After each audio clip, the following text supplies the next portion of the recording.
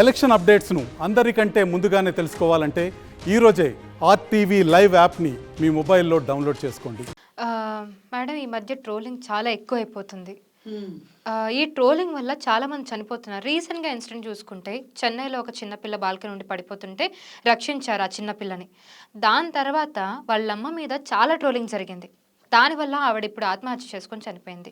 ఏ ఒక్క ఇష్యూనే కాదు, ఇప్పుడు మీరు చెప్పిన పవిత్ర చందు కేసులో కూడా యాక్టర్ చందుది అదే పరిస్థితి. తను కూడా ట్రోలింగ్ బాధితుడే ఒక రకంగా చెప్పాలంటే. వైసీపీ కార్యకర్త ఒక అమ్మాయి కూడా ఇలానే చనిపోయింది, ట్రోలింగ్ వల్లనే చనిపోయిందనే కొంచెం చర్చ కూడా జరిగింది. సో దీన్ని ఎలా చూడాలి? అసలు ఈ ట్రోలింగ్ రోజు రోజుకి పెరిగిపోతుంది. ఇది మంచా చెడా? కొంతమంది ఏమో పాపులర్ అవ్వడానికి అని అనుకుంటారు, కొంతమంది ఏమో జీవితాలే నాశనం అయిపోతున్నాయి, మనుషులు కూడా చనిపోతున్నారు. ఇప్పుడు సోషల్ మీడియా దుష్ప్రభావాలు అని కనుక మాట్లాడుకుంటే, దాని పరిణామాలు ఎలా ఉన్నాయి అని మాట్లాడుకుంటే, దాన్ని మనమే కదా నెత్తిన పెట్టుకున్నాం తీసుకొచ్చి. ఇదే సోషల్ మీడియాలో కదా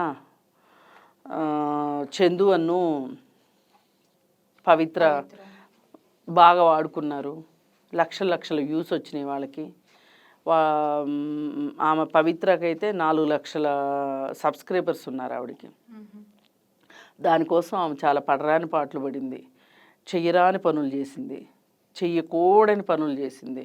అసలు ఇంట్లో వంటలు చేసే దగ్గర నుంచి, తినే దగ్గర నుంచి, తాగే దగ్గర నుంచి, పడుకునే దగ్గర నుంచి, వాళ్ళు వేసుకునే బట్టల దగ్గర నుంచి, వాళ్ళు మాట్లాడుకునే మాటల దగ్గర నుంచి, వాళ్ళు వెళ్ళే ప్రదేశాల దగ్గర నుంచి, వాళ్ళ వాళ్ళ ఇల్లు, వాళ్ళ బాత్రూములు, వాళ్ళ బెడ్రూమ్లు, వాట్ నాట్ అండి, అన్నీ మీరు చూపించుకోవటానికి సోషల్ మీడియాని వాడుకుని ఎవరైనా మీకు నచ్చని కామెంట్ పెడితే మీరు మనస్తాపం తెచ్చుకుంటే ఎట్లా?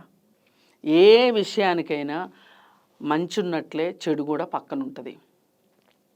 మీరు చెడుని ఎంత తగ్గించుకోవాలి అనుకుంటే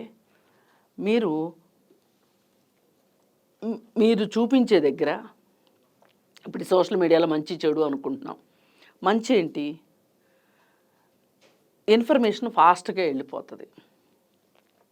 ఈ సోషల్ మీడియా వల్ల కొంతమందికి డబ్బులు కూడా వస్తున్నాయి. ఇప్పుడు ఈ చందు పవిత్రకు కూడా డబ్బులు వచ్చినాయి కదా, వీళ్ళు చాలా పాపులర్ అయ్యారు కదా.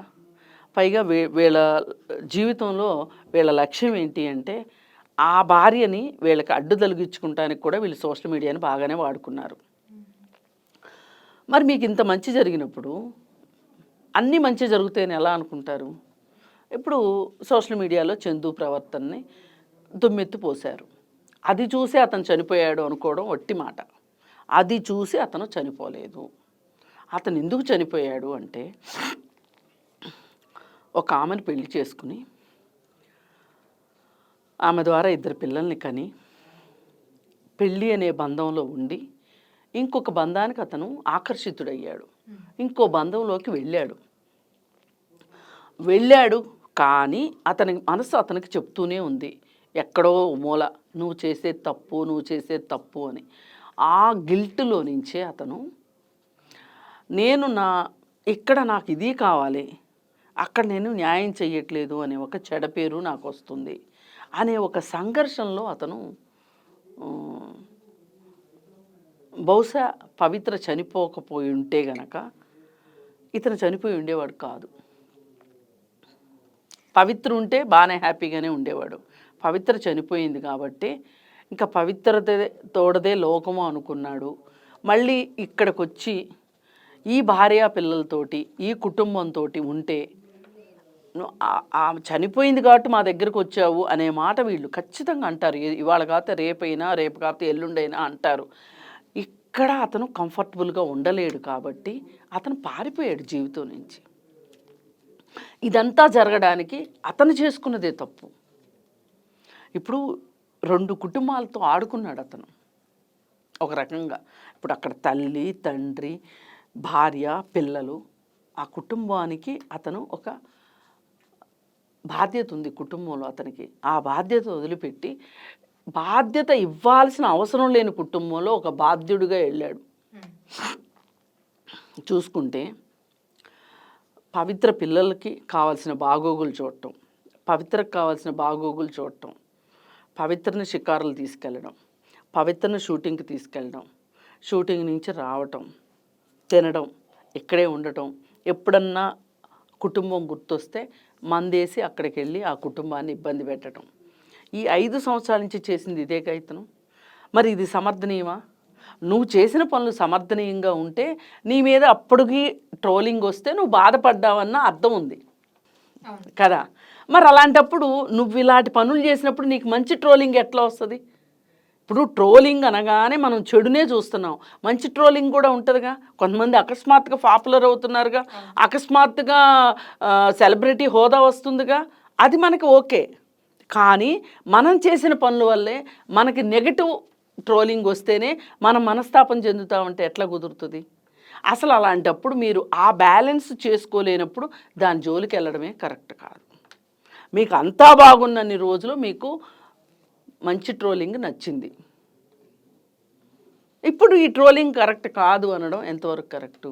మరి వైసీపీ పార్టీ ఆవిడ సూసైడ్ చేసుకుందని చెప్తున్నారు. మరి మీకు ఈ సోషల్ మీడియా వల్లనే మీరు చాలా పాపులర్ అయ్యారు.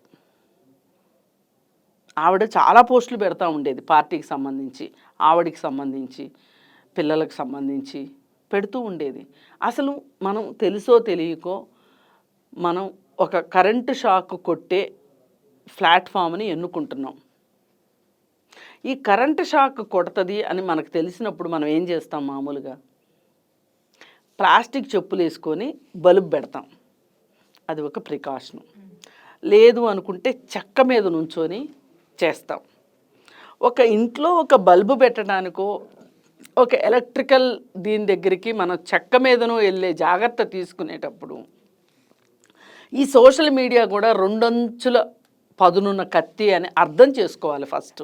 అసలు ఆ సోషల్ మీడియాలోకి వెళ్ళేటప్పుడు అసలు ఆ సోషల్ మీడియా అంటే ఏంటి, అది ఏం చేస్తుంది, దాని విధి విధానాలు ఎలా ఉంటాయి, దానివల్ల మంచి ఏంటి, చెడు ఏంటి, లాభం ఏంటి, నష్టం ఏంటి చూసుకోవాలి. ఇప్పుడు మనము ఇంట్లో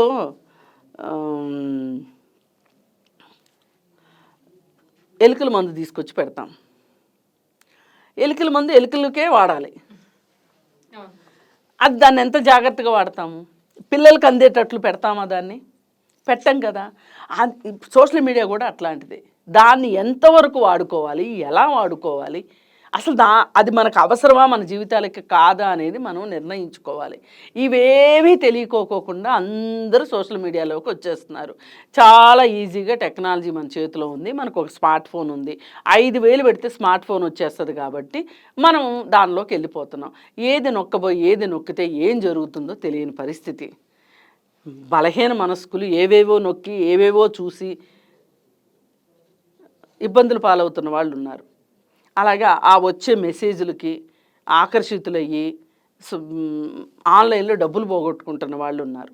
వీళ్ళు ప్రాణాలు పోగొట్టుకున్న వాళ్ళనే కాదు, రకరకాల ప్రకటనలకు ఆకర్షితులయ్యి ఇబ్బందులు పడుతున్న వాళ్ళు ఉన్నారు.